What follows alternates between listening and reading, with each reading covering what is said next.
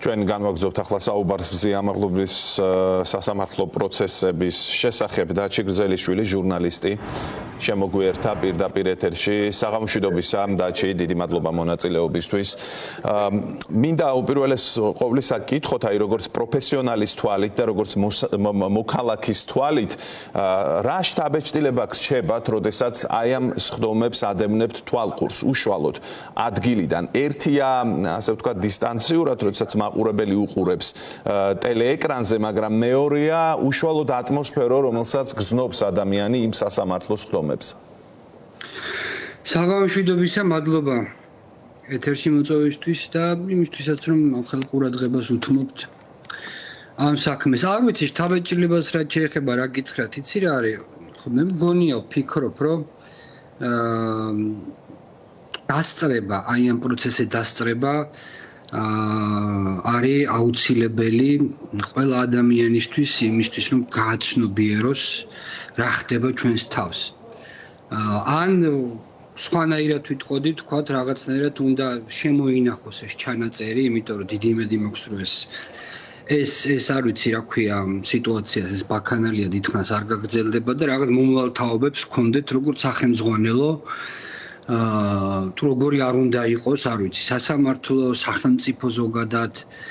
იმიტომ რომ ესეთი გაორმაგებული გზნობა მაქვს ხოლმე, როცა აი ამ პროცესებს ვესწრები, ერთი ის რომ ყველაფერი არის სასაცილო, კომიკური შეიძლება ითქვას, იმიტომ რომ თავად განსაჯეთ, ეხლა უკვე სათვალავი ამერია მე რამდენი პროცესია, ამ პროცესზე რუსთავიდან ბათუმში დაყავთ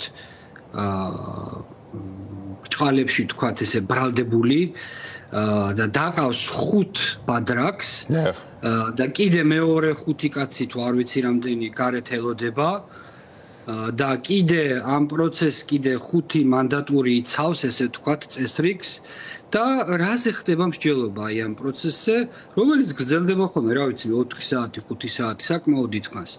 აი მთელი სერიოზულობით მიდის მსჯელობა, აუწითლდა თუ არა ლოყა, რაღაც კაპილარი რამდენად სუსტი იყო, რა მოხდა და ბრალდების მხარე ამას მთელი სერიოზულობით აკეთებს. აი ამ ყველაფერს. ეხლა დღეს მაგალითად გეტყვით პროკურორმა მერიდება კიდეც არ ვიცი ეხლა სიტყვის გამოყენება იმ ახალგაზრდა კაცის მიმართ, რომელიც თავის ჭკუაში ალბათ თავის თბილ მომავალზე ზრუნავს.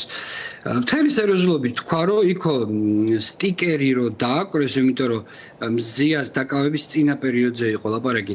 ამ სტიკერით მოხდა სტრატეგიული ობიექტის, ანუ პოლიციის შენობის ბლოკირება. გესმით ხალხ ყურაზე ლაპარაკი, ანუ სავალ ნაწილზე სტიკერით იბლოკება პოლიციის შენობა და მეორე არგუმენტი არანაკლებ არ ვიცი თან ხო გეუბნებით თან სასაცილო თან შემზარავიც იყო რომ გამოყენებული იქნა საშინლად შეურაცხყოფელი პოლიციელისთვის საშინლად შეურაცხყოფელი შინაარსის სტიკერიო და იცით ამ სტიკერზე რა ეწერა გაიფიცე საქართველო. დიახ.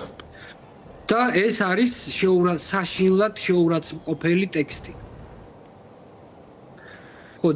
ხო, სასაცილო იქნებოდა რო არ ეხებოდეს საქმე ადამიანის ბედს, ადამიანის ჯანმრთელობას და აქედან გამომდინარე რომ გავშალოთ ეს ყველაფერი აუცილებლად რო არ ეხებოდეს საქმე ქართული მედიის ბედს და კიდე უფრო რო გავშალოთ რო არ ეხებოდეს საქმე ქვეყნის ბედს. დაჩი, დიახ, აი ის რასაც სიუჟეტების სახით უყურებს მაყურებელი, ეს მაინც ფრაგმენტულია, აი მე რატომ მკითხეთ, რომ ადგილზე დასწრება კიდევ სხვა შთაბეჭდილებებს ტოვებს და სწორედ იმის გამო, რომ ეს არ იყოს ფრაგმენტული, გახსოვთ, ფილმის სახით გავიდა 2 ტელეკომპანიის ეთერში და აი მეც კი, როდესაც ამას ესე აკინძულს უყურებდი, ჩემზეც კი უფრო ღრმა შთაბეჭდილება მოახდინა. მეც დავესწარი თავდაპირველად ერთ-ერთ სხდომას და შემდეგ პრაქტიკულად ყოველდღე ვაშუქებთ ამ საკითხს, მაგრამ აი ერთიანად დიდ სურათში მთლიანად აკინძული ეს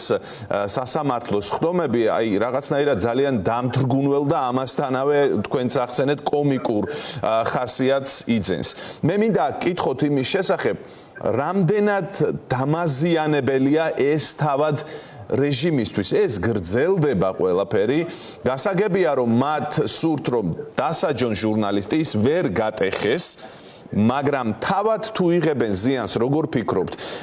და აი კონტექსტსაც თუ გავითვალისწინებთ, აი მაგალითად პირდაპირ ადამიანების გატაცებებს ვაშუქებთ უკვე ყოველდღიურად, პრაქტიკულად, აი ამ ფონზე აყენებს თუ არა ეს ხდომები ზიანს მაინც ამ რეჟიმს?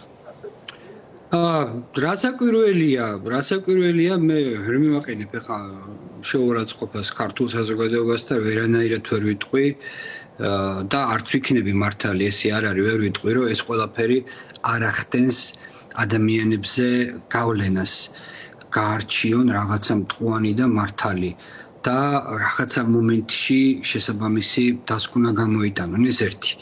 მეორე ის გახლავთ, რომ ყოველ პროცესს აუცილებლად ესწრება ხოლმე რომელიმე დიპლომატიური მისიის წარმომადგენელი, დიდი ბრიტანეთის საელჩო იქნება ეს, საფრანგეთის თუ ასე შემდეგ, გერმანიის თუ ასე შემდეგ და ეს ადამიანებიც ხო უყურებენ ამ ყველაფერს. მე ერთის მხრივ სიმართლე რო გითხრათ, ძალიან მწვენია ხოლმე. ეს ნამდვილად არ არის გასახარელი, ძალიან მწვენია. აი ეს ყველაფერი რო წარმომიდგენია, რომ მე რაღაც კრებსების თუ რაღაცა ინფორმაციის სახით გადის საერთაშორისო დონეზე, ესე ვთქვათ. და წარმომიდგენია, ეხლა როგორ უყურებენ ამ ყველაფერს ის ადამიანები, რომლებიც ესე ვთქვათ, საერთაშორისო ასპარეზზე მსოფლიო ბედს წყვეტენ. და რომლებთანაც რაღაც პრეტენზიები აქვს ხოლმე ჩვენს ეგრეთ წოდებულ მთავრობას, რომ რაღაც არ ვიცი, რაღაცით მათზე უკეთესები არიან და ასე შემდეგ, რაც უსამართლოდ ექცევიან მათ და ესე შემდეგ. მეორე ამბავი ის გახლავთ საკმაოდ სახიფათო რეალობა, რომ ზოგადად მინდა გითხრათ, რომ დიქტატურას ავტორიტარულ რეჟიმებს ახასიათებთ გარკვეული კომიზმი და აი რო გავიხსენოთ მართლა დაწყებული, რა ვიცი, ეხლა ჩრდილოეთ კორეით და დამთავრებულია წარსულში რა ვიცი, მე ხმერები იქნება თუ რა, ნებისმიერ რო აიღოთ, იქ არის კომიკური მომენტები, ყოველთვის არის, ჩვენც კი ვიცინია გულისხმობ საქართველოს მოქალაქეებს, როდესაც აი ამ ყველაფერს უყურებდით ხოლმე, რომ რაღაცა მზეზე დასხდნენ და გაფრინდნენ და მოახდინეს დაჯდომა ასტრონავტებმა და ღამე მოახდინეს ეს, იმიტომ რომ არ დავგვიცინოდით ხოლმე. ფეხბურთის თამაში მატჩიდან გოლის ამოწურვა და ასე შემდეგ. ეხლა მითხარით რითია ამ ყველაფერზე ნაკლებ სასაცილო და ტრაგიკული ის რაც ხდება თუნდაც მზიამაღლობელის პროცესზე. აი იმის გათვალისწინებით ხა შენ თავადაც ახსენე, რომ ხალხს იტაცებენ ქუჩაში, აგერ რა ვიცი მე თბილისის უბნებში ლამის არ მინდა ეხლა რომ რაღაცა მე ბრალი დამდო გაზვიადებაში და დრამატიზებაში, მაგრამ ფაქტია რომ ხა გასულ კვირაში მაგათ 2 თუ 3 ფაქტი იყო რაღაცა სროლების, ადამიანის მოკვლის, ხო? დიახ. მაგას თავი გავანებოთ, კაცო, აგერ ნოემბრის ამბებზე პირდაპირ ეთერში კისერი მოტეხეს ლამის ჟურნალისტს ოპერატორზე იხტუნავეს ამ სიტყვის პირდაპირ ნიშნულს, ეს არის ლირიკა, ყველა ვიცით, ყველა ვნახეთ და აი ესეთი მძიმე საქმეები რო გაქვს, ესე ვთქვათ, რიგში ჩაწყობილი, პროკურატურა გამოდის და მსჯელობს უკვე მერამდენე პროცესზე, რომ ეხა იმას რომ სილა გაარტყას, ნუ იტყვით, სილა კი არ გააწნა, არამედ ხელი გაარტყა და იქ რაღაცა ლოყა აეწვა, ესე ეთკინა ის. თავისთავად ფაქტია, რომ ხა ამდენი პროცესი რო სჭირდებათ, ამდენი რაღაცის და ვიღაცის ყურით მოთრევა რომ სჭირდებათ. ფაქტია, რომ არ არის ესე იგი ეს საქმე შესაკერი გამოდის, ხო? არ არის რეალურად ეს დანაშაული საფეზე, რაც უნდათ რომ წარმოაჩინონ, თორე რო ყოფილიყო, ამას ერთ დღეში მოამთავრებდნენ. და როგორც ეს ჯერ კიდე რაღაც სახის შენარჩუნების მომენტია.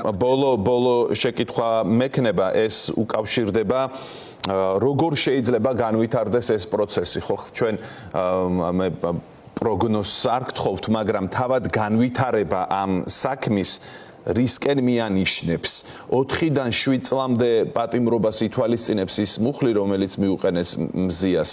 ფიქრობ რომ საბოლოო ჯამში ამას შეასრულებს რეჟიმი და მართლა ამხელა პატიმრობას მიუსჯის მზია ამაღლობელს. იცი რა არის პროგნოზი ამ საქმეში ძალიან უმადური საქმეა დამეთანხმებით. თუმცა ისე იქნება გადაწყვეტილება, ასე იქნება, მე უკვე შეგვიძლია ვიმსჯელოთ, ეს იქნება ინდიკატორიც. ეს იქნება რეალური ინდიკატორი, საით მიყავთ ეს ქვეყანა. იმიტომ რომ და მე არ ვიცი, ნამდვილად ეხა ვერ ვიტყვი, იმიტომ რომ სამწუხაროდ რაღაცა ერთი თუ ორი კაცის თავში იხარშება ხოლმე ეს ამბები და ის წყვეს დანარჩენი ეს ყველაფერი მოგიხსენებათ რომ ფასადი ეს მსჯელობა მოყვანას ეს ცოდომადრის ტრიალი რაც იქ ხდება თუ კოცნებას გადაწყვეტილი აქვს რომ ესე პირდაპირ რუსულ ორბიტაზე გადავიდეს და ჩვენ გვაქვს ეს მაგალითები რა ხდებოდა იქა ну მაშინ ალბათ ყველაზე ესეთ ბრუტალურ გზას აირჩევენ და სრულიად აი ამ სიტუაციაში მართლაც უდანაშაულო ადამიანს რომელიც ვთქვათ შეიძლება და რაღაც კი ბატონო ადმინისტრაციული სასჯელით, გაფრთხილებით, ჯარიმით, რა ვიცი, მე მაქსიმუმ უკიდურეს შემთხვევაში რავი რამდენიმე დღიანი პატიმრობით შემოფარგლულიყო სისხლის სამართლის საქმეს და 4-დან 7 წლამდე მიუსჭი. თუ აქვთ განზრახვა რომ რაღაცნაირად სახე შეინარჩუნონ, კიდე აქვთ სურვილები და იმედები რომ დასავლეთთან ინტეგრაციაში დარჩნენ რაღაცნაირად, მაშინ ფიქრობ რომ არ ვიცი ეცდებიან რაღაცნაირად გამოვიდნენ. დიდი მადლობა. ფაქტი არის რომ ამ სიტუაციაში მიუხედავად ისე რომ პატიმარი მზია, ხელისუფლება რჩება მზიას მძევალი. იმიტომ რომ სწორედ აი ეს ამ გადაწყვეტილებების წინაშე დგანა მშიშო. ძალიან დიდი მადლობა დაჩი გზელიშვილი იყო ჩვენი სტუმარი ჟურნალისტი და თავისუფლება მზია ამაღლობელს რასაკვირველია.